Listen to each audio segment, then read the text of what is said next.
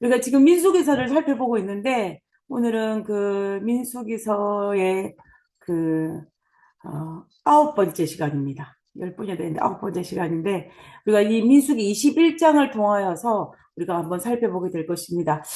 우리가 오늘은 성경 공부를 한다고 생각하시고 보시면 좋을 것 같아요. 그래서 여러분들이 민수기서를 펼치고 그 성경 본문을 따라서 가시면은 여러분들이 이해하는데 굉장히 많은 도움이 될 거라고 생각을 합니다.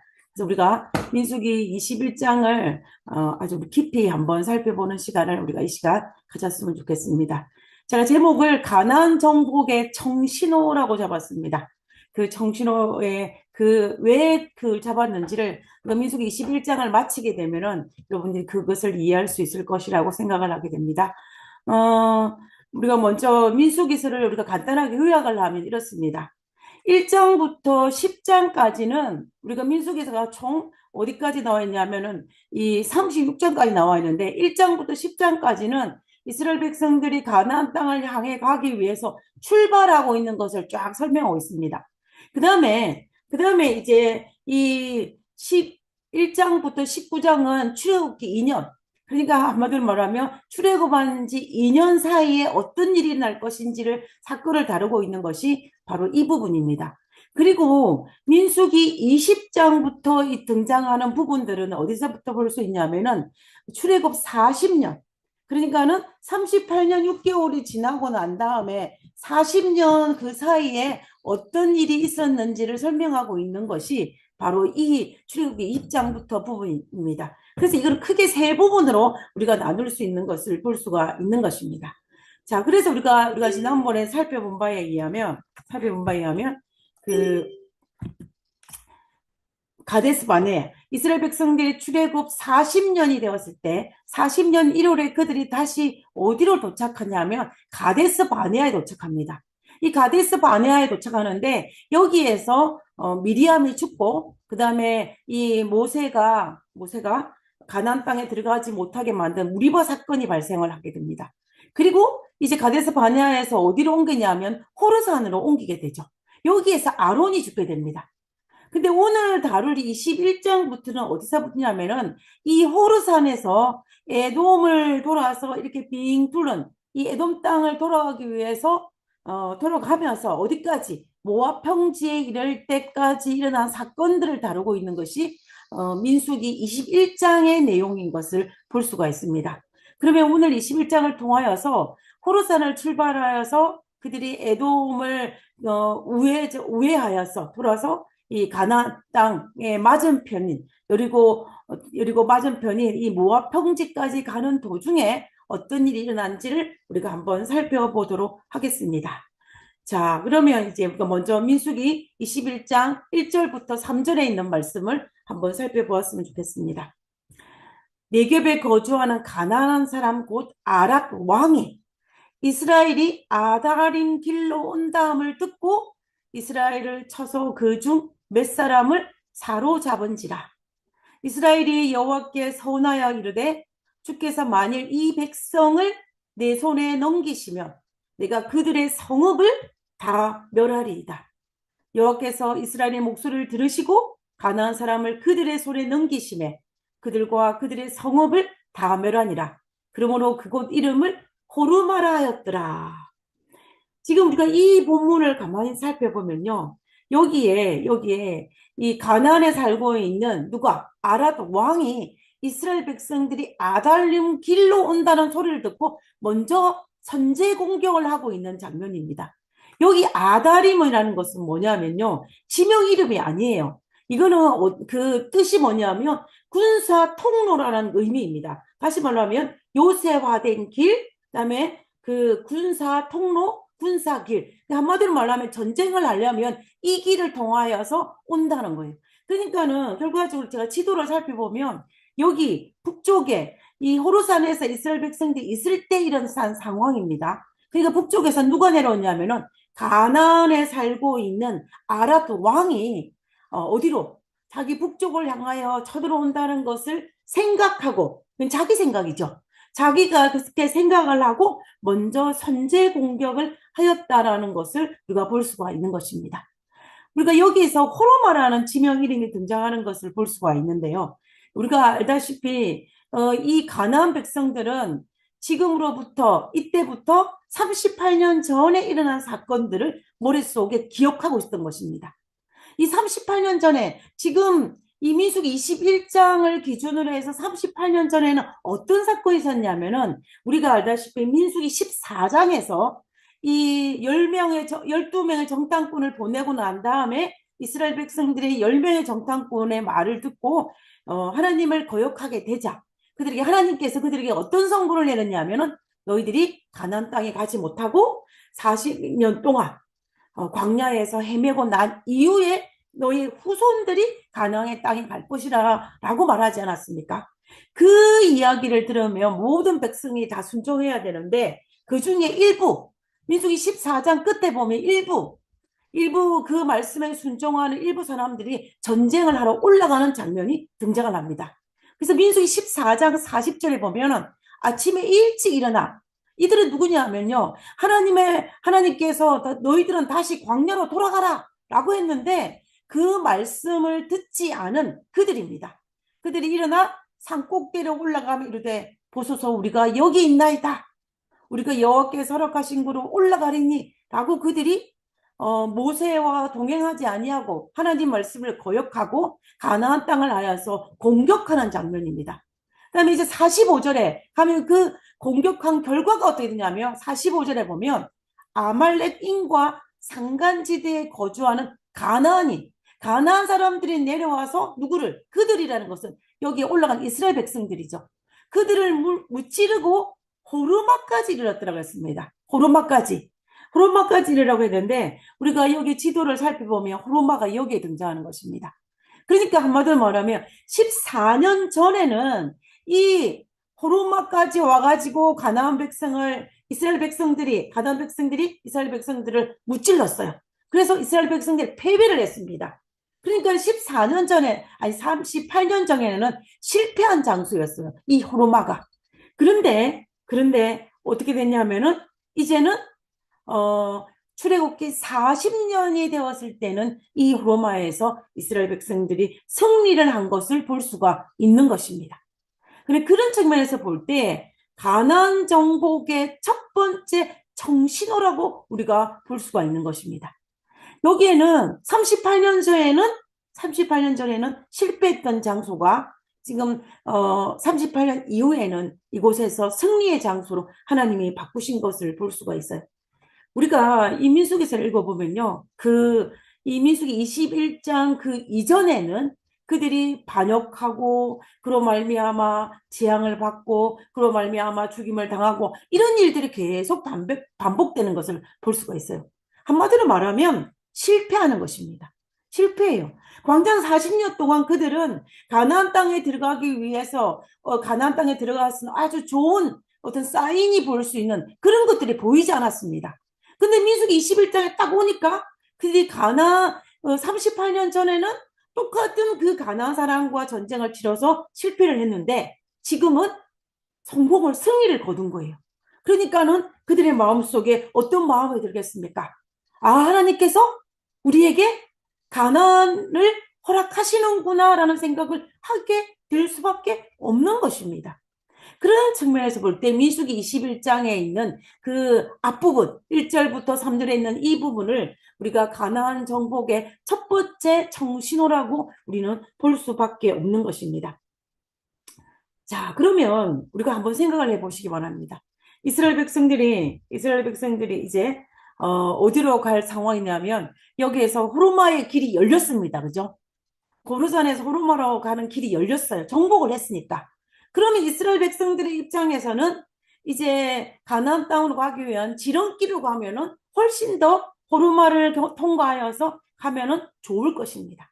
그런데 모세는 그 이스라엘 백성들 데리고 어디로 가냐면은 민수기 1장 보면은 이제 아래쪽으로 내려갑니다. 이 아래쪽으로 내려가는 그 이유가 있어요. 그 이유가 있는데 그 이유는 하나님께서 분명하게 말씀하셨습니다. 뭐라고 말씀하셨냐면은 신명기 1장 40절에 보면 너희는 방향을 돌려 너희가 지금 가나안 땅을 향하여서 위로 올라가는 그 길을 돌려서 어디로 가라? 홍해길을 따라 광야로 들어갈지라 라고 했습니다. 홍해길을 돌려 광야로 들어갈 것이라 라고 얘기했어요. 그래서 모세는 그 백성을 이끌고 하나님의 명령을 따라서 호르산을 출발하여서 홍해길을 따라 에돔을 우회하는 길을 택한 것을 볼 수가 있습니다. 우리는 여기에서요, 믿음 있는 자의 순종과 또 믿음 없는 자의 순종 두 가지가 있을 수 있지 않습니까? 믿음 있는 자는 하나님의 약속을 믿고 순종하는 것이고, 믿음 없는 순종은 하고 싶지 않지만 억지로 어쩔 수 없어서 상황에 떠밀려서 순종하는 경우도 있을 것입니다. 그죠? 그래서 이제 믿음 있는 자의 순종은 어떻게 되냐면은 하나님의 약속을 믿으니까 그의 마음속에 어때요? 희망을 가지게 되는 것입니다. 아, 하나님께서 이것을 통하여서 어떤 것을 예비하실까? 하나님이 우리에게 어떤 좋은 것을 주실까라는 그 기대감을 우리가 가지게 되는 것입니다. 그러니까는 믿음 있는 자의 순종은 결과적으로 우리 희망을 가지게 됩니다. 그와 반면에 믿음 없는 자의 순종, 이것은 어떻게 될까요? 하나님에 대한 확실한 믿음이 없어요. 그런데 어쩔 수 없는 상황에 떠밀려서 어쩔 수 없는 상황에서 순종을 하게 되면 그의 마음속에 불평과 불만이 가질 수밖에 없는 것입니다. 그래서 민수기 21장 4절에 보면 백성이 호르산을 출발하여서 어디로요? 홍해길을 따라 에돔을 우회하여 돌아갔다라고 되어 있습니다. 그러니까 백성들이 어때요? 마음이 상했다라고 되어 있어요. 왜? 그러니까 결과적으로 백성들은 하나님의 약속에 대한 믿음이 없었다라는 거예요. 그래서 마음이 상한 것입니다. 그래서 마음이 상한 거예요. 자, 근데 제가 이번 민수기서를 이제 우리가 김상리 교수님의 강의를 듣고 제가 이 말씀을 준비하면서 제가 가장 많은 시간을 투자하고 힘들었던 거는 뭐냐면은 이 민수기서에 나와 있는 지명 이름들이에요. 지명 이름들을 제가 어디인지를 찾는 것이 굉장히 힘들었어요. 왜냐면 여러분들이 구글이나 이런 것을 통해 살펴보면 지명이 여러 가지 많이 어떤 지도는 이렇게 나와 있고 어떤 지도는 이렇게 나와 있고 어떤 설명은 이렇게 돼 있고 어떤 설명은 저렇게 되어 있어요. 많이 다릅니다.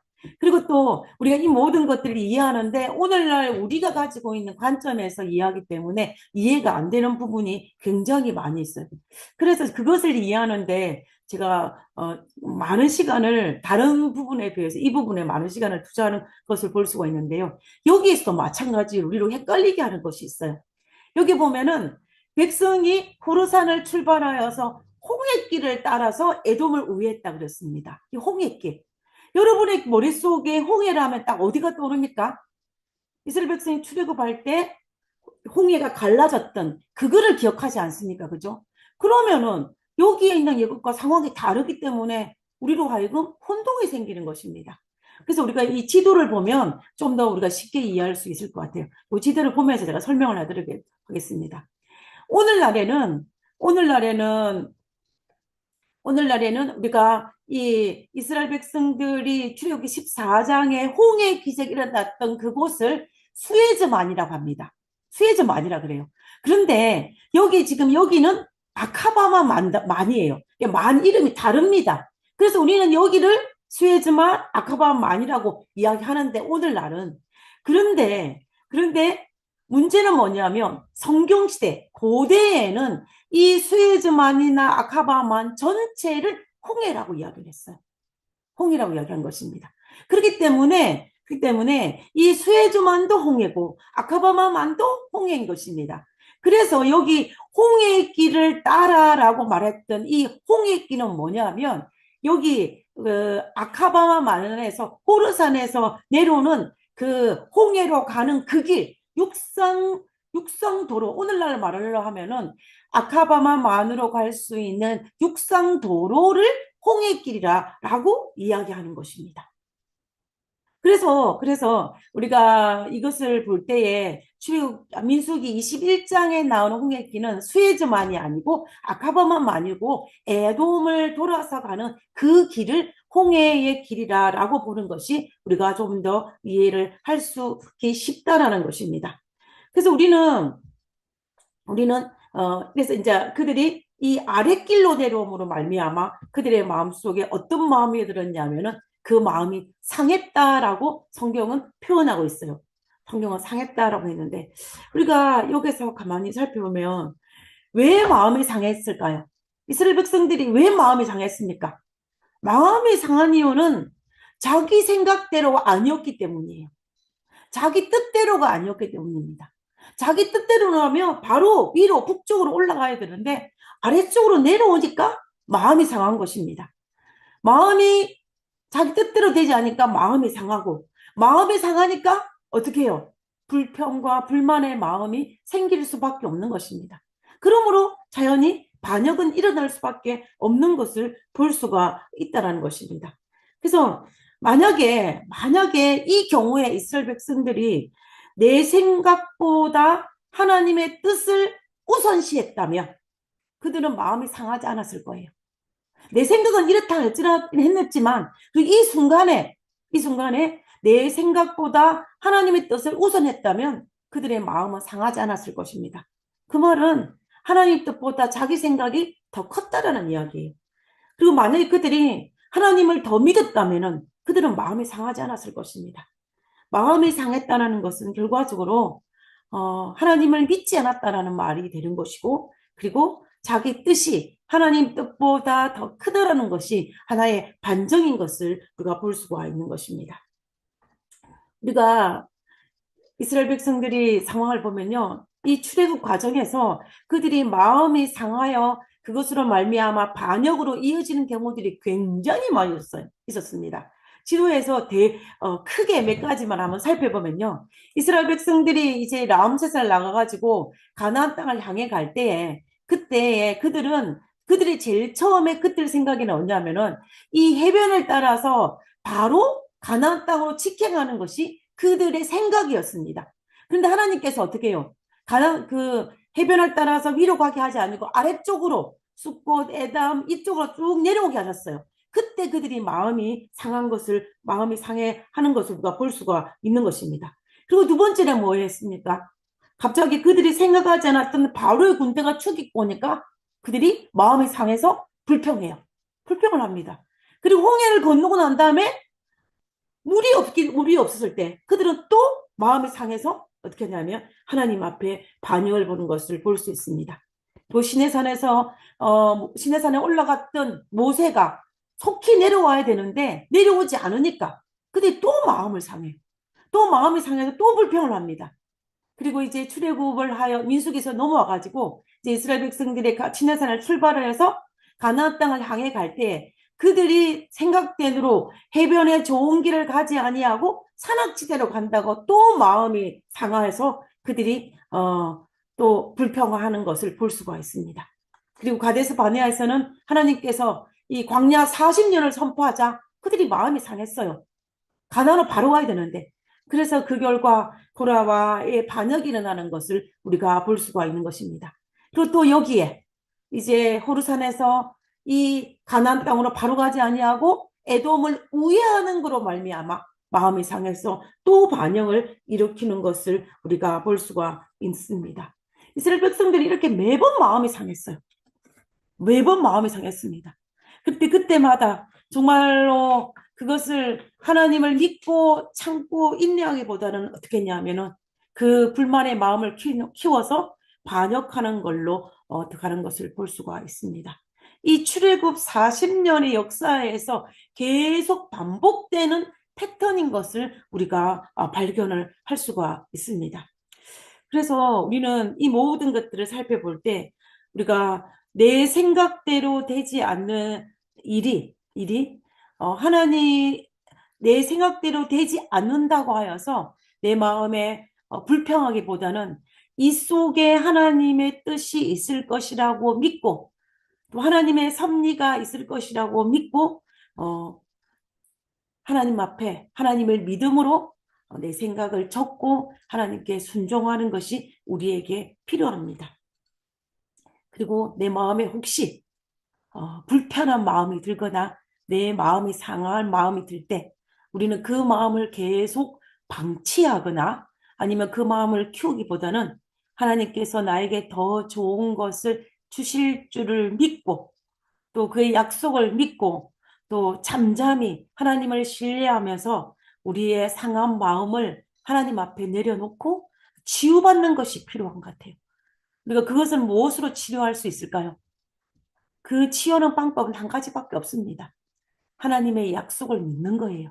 우리가 어떻게 하나님의 약속을 믿을 수 있을까요? 이스라엘 백성들의 입장이라면 과거에 그들을 인도하신 하나님을 기억해내는 것입니다. 우리라면은 우리의 삶의 과거에 나의 삶을 인도하신 하나님을 기억해내는 것입니다. 그리고 우리는 이스라엘 백성들보다 더 중요한 좋은 것이 하나 있습니다. 그것은 무엇이냐면은 우리는 성경이 있어요.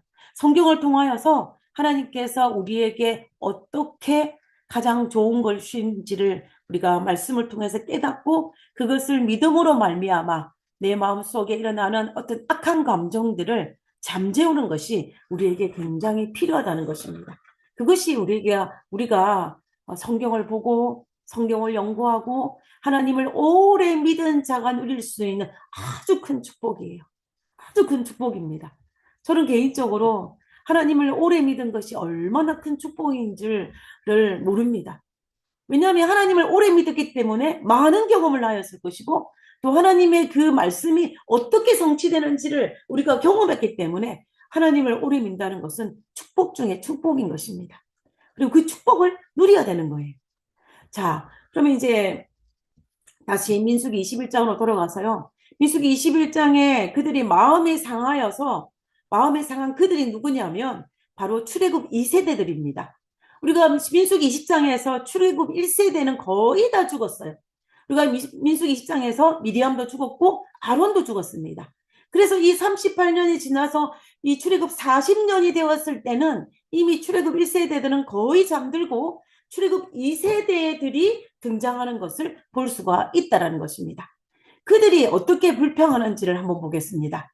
민수기 21장 5절입니다. 백성이 하나님과 모세를 향하여 원망하되 어찌하여 우리를 애굽에서 인도하내어 이 광야에 죽게 하는가.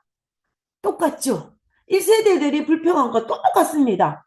아마 우리의 자녀들이 부모의 것을 배운 것처럼 이 세대들도 1세대 부모애들이 부모 걸 많이 배운 것 같아요. 나쁜 점을. 똑같이 불평합니다. 자, 그 다음 읽어보겠습니다. 이곳에는 먹을 것도 없고 물도 없도다. 우리 마음이 이 하찮은 음식을 싫어하노라 라고 얘기합니다. 어쩌면 이렇게 똑같이 불평을 할 수 있을지 모릅니다. 그죠? 그런데 사실은 팩트는 그들이 말하는 것이 틀렸어요. 틀렸습니다. 왜냐하면 먹을 것이 없는 것이 아니에요. 우리가 알다시피 출애굽할 때 이 안식일을 제외하고 이스라엘 백성들에게 계속해서 내린 만나가 있었습니다. 그리고 그들이 필요할 때마다 하나님께서 물을 허락하셨어요. 그 때문에 물도 없고 먹을 것도 없다는 말은 아닌 것입니다. 그리고 하나님께서 허락하신 그 음식, 만나를 향하여 뭐라고 하냐면 하찮은 음식이라 그래요. 하나님 주신 음식을. 그리고 내가 그것을 싫어한다라는 표현을 쓰고 있습니다. 싫어한다라는 것이 히브리어로 뭐냐면 쿠츠인데 이렇게 씁니다. 그 뜻이 뭐냐면은 혐오한다는 뜻이에요. 소름이 끼칠 정도로 싫어한다는 뜻입니다. 그냥 만나를 그냥 싫어하는 것이 아니라 내가 안 좋아하는 음식이 아니라 정말로 내가 소름이 끼칠 정도로 싫어한다는 표현을 써요. 그래서 이 출애굽 2세대들도 부모가 했던 것들을 고스란히 배운 것을 볼 수가 있는 것입니다. 참으로 가슴 아픈 일이 아닐 수가 없어요. 또, 또 우리 마음이 어떻게 무거울 수밖에 없는 것입니다. 혹시나 우리의 자녀들이 우리의 좋은 면만 닮았으면 좋겠는데 우리의 나쁜 면을 고스란히 그대로 받는 그 모습들을 볼 때 우리 마음이 아플 수밖에 없는 것입니다. 그래서 결과적으로 이스라엘 백성들이 출애굽 2세대에 있는 이스라엘 백성들이 이렇게 하는 것은 하나님을 신뢰하지 못하는 것이고, 그리고 하나님의 인도하심에 대한 그 불만을 토해낸 것을 볼 수가 있는 것입니다. 그들이 먹을 것이 없을 불만한 것이 아니에요. 하나님의 믿음 없음을 드러난 것이 바로 그것인 것입니다. 그래서 이 사건, 이 불만으로 말미암아 우리가 너무나 잘 알고 있는 이 놋뱀 사건이 여기에서 등장하는 것입니다. 그래서 하나님께서 어떻게 하냐면 이 불평하는 이들에게 6절과 7절에 보면 여호와께서 불뱀들을 백성 중에 보내어 백성들을 물게 하심으로 이스라엘 백성 중에 죽은 자가 많은지라. 백성이 모세에게 이르러 말하되 우리가 여호와 당신을 향하여 원망함으로 범죄하였사오니 여호와께 기도하여 이 뱀들을 우리에게 떠나게 하소서. 모세가 백성을 위해 기도하며 이 민수기 21장 6절과 7절은 이 패턴도 똑같습니다. 그죠? 똑같아요. 하나님께서 불뱀을 보내어 그들이 죽게 되니까 어떻게 합니까? 그들이 모세 앞에 와가지고 자기가 범죄했다고 고백해요. 그리고 하나님 모세에게 우리를 위해서 기도해 달라고 요청합니다. 그럼 모세가 또 기도해요. 그래서 이런 패턴들이 계속 반복되는 것을 볼 수가 있는데요. 여기에서 하나님께서 반역하는 불평하는 그들에게 불뱀을 보내셨다라고 되어 있습니다. 실제로 이 지역에서는 뱀들이 굉장히 많아요. 굉장히 많다고 합니다. 그래서 이 지역을 여행할 때는 지팡이를 콕 찍으면서 여행을 한다고 그래요. 왜냐하면 지팡이를 찍으면서 있는 뱀들을 쫓으면서 여행할 정도로 이곳에는 뱀이 많다라고 이야기하는데 우리가 여기서 볼 때 하나님께서 이 뱀이 없는 곳에 뱀을 불러 모아가지고 이스라엘 백성들을 진영에 보낸 것이라고 보기보다는 지금까지 하나님께서 뱀들이 많은 곳에 이스라엘 백성들이 행진할 때 뱀이 그들을 가까이 가지 못하도록 뱀들이 그들을 물지 못하도록 보호를 하셨는데 하나님께서 그 보호를 거두셨다라고 보는 것이 더 현명할 것입니다. 그래서 그렇게 되자 어떻게 해요? 하나님께서 그 보호망을 거두게 되자 뱀들이 이스라엘 백성들을 물게 되므로 그로 말미암아 이스라엘 백들이 고통 중에 울부짖고 또 고통 중에 죽어가는 일들이 많이 생긴 것을 볼 수가 있는 것입니다. 그래서 이제 모세가 백성들을 위해서 중보기도하자 하나님께서 그 대안책으로 마련해 주신 것이 이 불뱀을 만들어 장대 위에 매달라는 것입니다. 그리고 물린 자마다 그것을 쳐다보며 살게 될 것이라 라고 하나님께서 말씀하고 계시는 것을 볼 수가 있는 것입니다. 여기 보면은 우리가 이 하나님께서 요한복음 3장 14절과 15절에서 이 민수기 21장에 등장한 이 놋뱀을 장대 위에 매다는 것이 무엇을 예표하고 있는지를 본인이 직접 말씀하셨습니다. 모세가 광야에 뱀을 든 것 같이 인자도 예수님 자신도 들려야 하리니 이는 저를 믿는 자마다 영생을 얻게 하려 하심이라 그랬습니다. 그래서 이것이 상징하는 것은 결과적으로 뭐냐면 예수님의 십자가를 상징하는 것이라고 볼 수 있습니다. 예수님 십자가를 예표하는 거예요. 그래서 뱀은 뭘 상징하냐? 예수님을 상징하는 것이고 또 그것을 쳐다보는 것은 뭐냐면 우리가 그 하나님의 약속을 믿고 쳐다보는 그 믿음을 상징하는 것을 볼 수가 있는 것입니다. 그래서 이 뱀에 물린 자는 쳐다봐야만 구원을 받을 수가 있어요. 그래서 그것은 결국 믿음을 가진 자만이 구원을 받을 수 있다는 것입니다. 그래서 구원의 조건은 믿음이에요. 믿음인 것을 우리가 볼 수가 있다는 것입니다. 그것은 예수님께서 직접 하신 말씀이기 때문에 우리가 이의가 없을 것이라고 생각합니다. 그래서 우리는 이것을 통하여서 믿음을 가지고 놋뱀을 쳐다본 자에게는 하나님께서 회복할 수 있는 그 길을 열어주셨다는 것을 우리가 볼 수가 있습니다. 그런데 우리는 참 인간은 어리석은 것 같아요. 하나님께서 놋뱀을 만들어 장대를 매달음을 통해서 이것은 하나님께서 그것을 바라봄을 통하여서 구원을 받는다라는 것을 가르쳐 주기 위한 것이었는데 이것을 오해해서 나중에 어떻게 되냐면은 우상으로 바꾸는 것을 볼 수가 있습니다. 우리가 그것을 한번 보겠습니다. 이 광야 시대에 놋뱀이 만들어졌잖아요. 그리고 700년이 지나고 난 다음에, 700년이 난 다음에 이 히스기야 시대 때에 이 놋뱀을 우상으로 섬기는 일이 있었습니다. 그걸 우리가 열왕기하 18장 4절에 있는 말씀을 보겠습니다. 여기 보면 히스기야가 왕이 오르난 다음에 이제 개혁을 할 때에 그때의 한 장면입니다. 그가 여러 산당들을 제거하여 추상을 깨뜨림에 아세라 묵상을 찢음에 모세가 만들었던 놋뱀입니다. 그러니까는 모세가 만들었던 그 놋뱀을 지금까지 보관하고 있었던 거예요. 그래서 지금 보고 있었는데 이스라엘 자손이 이때까지 놋뱀을 향하여 분향했다고 했습니다. 그럼 무슨 말이에요? 그럼 이스라엘 백성들이 그 놋뱀을 향하여 우상처럼 섬겼다라는 것입니다. 섬겼다는 거예요. 그것을 누가 히스기야가 내리고 부쉈다라는 것입니다. 그러면서 그것을 느흐산이라고 했는데 이 느흐산이라는 말이 무슨 말이냐면 이 느흐산은 놋조각이라는 이야기예요. 한마디 놋조각에 불과하다라는 그것입니다. 그래서 놋뱀을 내려가지고 부숴버린 것입니다.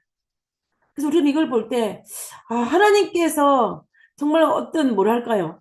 이거는, 은혜와 구원의 하나의 표상이었던 거에 불과한데, 이것을 이스라엘 백성들이 오해라서 분양하고 우상으로 섬기고 있는 그들의 모습을 볼 수가 있는 것입니다. 그래서 결과적으로 보면요. 그들이 그것을 섬김으로 말미암아 노뱀이 그들의 올무가 된 것입니다.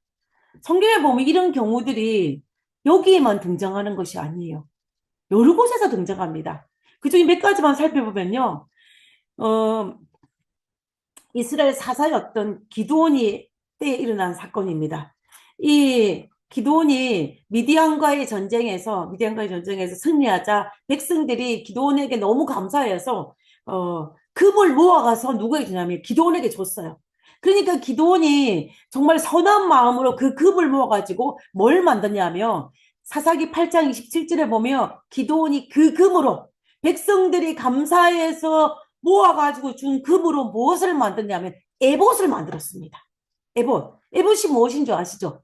대제사장의 옷 복장 중에 제일 겉에 있는 것입니다. 여기에는 별두 보석이 있어가지고 그 우딘과 둔딤이 나타나서 하나님 뜻을 분별할 수 있는 그거예요. 그걸 금으로 만든 것입니다. 금을 만들어가지고 자기의 성읍 오브라에 두었더니 온 이스라엘이 그것이 뭐예요? 에봇이죠. 에봇을 음란하기 위함으로. 여기서 음란이란 말 자체가 본향이에요. 우상숭배입니다. 그래서 에봇을 우상숭배함으로 말미암아 그것이 에봇이 기드온과 그 집의 올무가 되었다라는 것입니다. 그래서 결국은 우리 이 그림에서 나와 있는 것처럼 이 기드온이 선한 마음으로 금을 모아가지고 에봇을 만들었는데 나중에 그 에봇을 섬기는 일로 바뀐 것을 볼 수가 있는 것입니다. 자, 그 다음에 또 하나가 또 있습니다. 또 이거는 뭐냐면, 그러니까 이 고대의 이스라엘의 전쟁을 모습을 보면 전쟁에 나갈 때 자기들이 섬기는 신을 데리고 나가는 것을 볼 수가 있습니다. 그런데 이제 이 사무엘상 4장에 보면은 이스라엘 백성과 블레 사이에 전쟁이 일어났어요. 전쟁이 일어나는데 이 전쟁에서 누가 사무엘상 4장에 보면 블레셋이 우세했어요. 그래서 이스라엘 군대 4천 명을 죽이는 사건이 발생했습니다. 그러니까는 이스라엘 백성들이 되면 자기가 전쟁에 불리해지니까 우리도 뭔가를 가지고 나가야 되겠다라고 생각을 하게 된 것입니다. 그래서 그들이 무엇을 들고 나갔냐면 법궤를 들고 나가요. 언약궤를 들고 나갑니다. 여기 보면 민수기 4장 3절에 보면 여호와의 언약궤를 실로에서, 그 당시 실로가 뭐냐면 성막이 있던 장소였습니다. 하나님의 성전이 있는 실로에서 언약궤를 우리에게로 가져다가 우리 중에 지금 전쟁하고 있는 이 중에 있게 하여 그것으로 우리 원수들의 손에서 블레셋의 손에서 구원하고자 하자 하니라고 하면서 이 언약궤를 들고 전쟁에 나가는 것을 우리가 볼 수가 있습니다. 그래서 결과적으로 이스라엘 백성들은 언약궤 자체가 그들에게 승리를 주는 건 아니에요. 그죠? 물론 언약궤를 경배해야 될 것은 아닙니다. 물론 언약궤가 하나님의 그 약속의 성격이 있기는 하지만 우리가 경배할 것은 하나님이지 어떤 물건이 아닌 것입니다. 근데 사무엘상 4장에 보면 그들이 마치 언약궤가 그들의 우상인 것처럼 행동하고 있는 것을 볼 수가 있다라는 것입니다. 그래서 우리는 하나님께서 이스라엘 우리가 인간의 이런 연약한 면을 아시기 때문에 아론의 무덤도 감추시고 모세의 무덤도 감추셨는지 모르겠습니다. 그래서 때때로 우리가 알지 못하는 것이 우리에게 축복이 될 때가 많이 있다는 것입니다. 자, 이제 우리가 이제 이렇게 이 노뱀 사건이 끝나고 난 다음에 노뱀 사건은 이 지도에서 보면 우리가 호르산에 출발해서 내려오는 그 길 속에 어떤 이 한 사건이 일어난 사건이었어요. 그러면 민수기 21장부터 21장 10절에서 20절까지의 그 내용은 이 노뱀이 일어난 그 장소를 출발하여서 이제 밑으로 내려왔다가 다시 에돔을 우회하여 가지고 어디까지 올라가는 걸 거냐면 비스가산 꼭대기, 민수기 21장 20절에 보면 비스가산 꼭대기에 이르렀다라고 되어 있습니다. 그까지 어디를 통과해서 가고 있는지를 설명하고 있는 부분이 바로 여기인 것을 볼 수가 있습니다. 그래서 우리가 지도를 한번 살펴보면요. 우리가 출발해 보면 그들이 민수기 21장 20절에는 그들이 이 별포 있는 곳에 도착을 했어요. 벌써 이 사해를 건너서 모압 땅을 지나서 어디까지 올라갔냐면 저 위까지 별포까지 올라간 것을 대략 여기까지 올라간 것을 우리가 볼 수가 있는 것입니다. 그런데 민수기 21장 1절에 보면 느보산까지 올라갔다고 되어 있어요. 느보산까지 아니 비스가산까지 올라갔다고 했습니다. 비스가산 꼭대기. 근데 여기서 우리가 한 가지 해결해야 될 부분이 있어요. 여러분 모세가 죽었던 장소가 어디인지 기억하시죠? 모세는 느보산에서 죽었다라는 성경 구절도 있고 비스가산에 죽었다는 구절도 있어요. 두 개 다입니다. 그러면 도대체 이게 뭘까? 여기에 지도도 보시면 비스가산이라고 되어 있는 것이 또 있고 제가 별표도 비스가산 꼭대기라고 그랬지 않습니까? 그러니까 장소가 달라요. 이 지도에서는 비스가산이 강원도 정도 있습니다. 길가 아래쪽에 있어요. 시딤 옆에. 그런데 우리가 이 본문을 잘 읽어보면은 이 민수기 21장 20절에 비스가산 꼭대기라고 되어 있는 곳이 이 별표가 있는 이 즈음이에요. 이 즈음입니다. 그러면 도대체 이 본문을 우리가 어떻게 해석을 해야 될 것인가를 우리가 한번 생각해 볼 필요가 있는 것입니다. 이것을 이해하기 위해서 하나의 예를 들어보겠습니다. 제가 이 한국에 어디서 살았냐면 지리산에 살았어요. 지리산 그 줄기에 살았습니다. 지리산인데 이 지리산이 어디에 있냐면 소백산맥 줄기의 한 봉우리가 지리산이에요. 맞죠? 소백산맥의 하나가 봉우리가 지리산입니다. 그러면은 이 성경에서 말할 때 소백산맥에 해당하는 것을 비스가산이에요. 전체를 비스가산이라고 보면은 비스가산은 하나의 봉우리를 말하는 것이 아니고 뭐다? 소백산맥처럼 큰 영역을 말하는 거예요. 그 다음에 지리산은 뭐냐면 느보산입니다. 꼭대기예요. 한 봉우리라고 볼 수가 있는 것입니다. 그러니까 제가 소백산맥 줄기에 살았다 해도 맞는 말이에요. 그죠? 그리고 제가 지리산에 살았다라고 해도 맞는 말입니다. 틀린 말이 아니에요. 그래서 성경에서 어떨 때는 산맥을 이야기하는 그 큰 줄기를 말한 비스가산이라는 표현을 썼고 어떤 경우에는 느보산이라는 표현을 썼어요. 봉오리, 느보산이라는 표현을 썼습니다. 그래서 우리가 여기 성경을 읽을 때 우리가 헷갈리는 거예요. 그런 측면에서 볼 때에. 그렇지만 우리가 이 개념을 가지시면은 우리가 좀 더 쉽게 이야기할 수가 있는 것입니다. 그래서 민수기 21장 20절에 그들이 비스가산 꼭대기에라고 했는 그것은 우리가 오늘날 정확하게 어디인지는 알지 못하지만 지도상에서 볼 때에 우리는 이 별표 즈음에 있다라는 것을 우리가 알 수가 있는 것입니다. 고고학적으로 이곳이 정확하게 어디인지를 오늘 아직까지 밝히지는 못했다라고 합니다.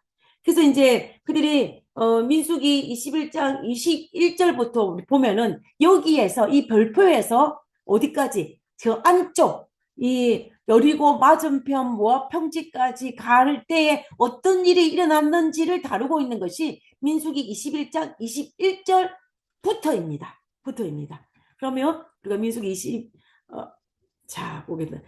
지금 제가 이 동그라미를 쳐놓은 이것이 뭐냐면 이곳에 누가 살고 있었냐면요. 아모리 족속이 살고 있었습니다.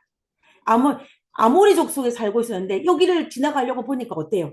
여기를 보니까는 이 아모리 족속을 통과해야만 그 요단강 맞은편으로 갈 수가 있는 거예요. 여리고 맞은편.